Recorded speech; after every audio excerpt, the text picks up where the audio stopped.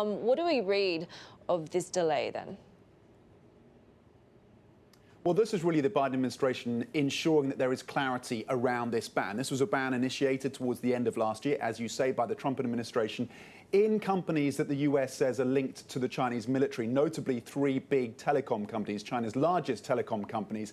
Again, the Biden administration wants to make sure they've clarified the rules because it did cause a lot of confusion at the time. So it's been pushed back then, the deadline for this ban, from May the 27th to June the 11th.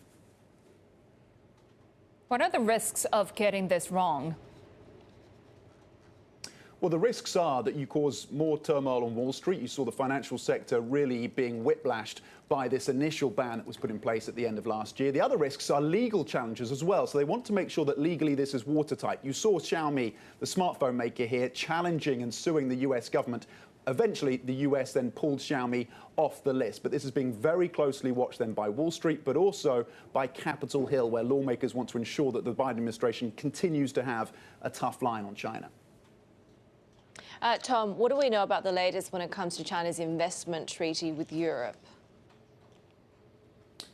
Well, we're hearing from reports from Politico that the European Parliament is set to freeze this EU-China investment treaty. Now, this comes after China imposed sanctions on 10 Europeans, but also a number of European entities, but including members of the European Parliament. Again, this is according to reporting by Politico. They're also saying that this motion that's going to be put through the Parliament there in Brussels will call for increased coordination and cooperation between Europe and the US when it comes to China. By the way, those Chinese sanctions on European officials was a response, a retaliation from Beijing over European sanctions on a handful of Chinese officials over alleged abuses in Xinjiang. This investment treaty, by the way, was 7 years in the making.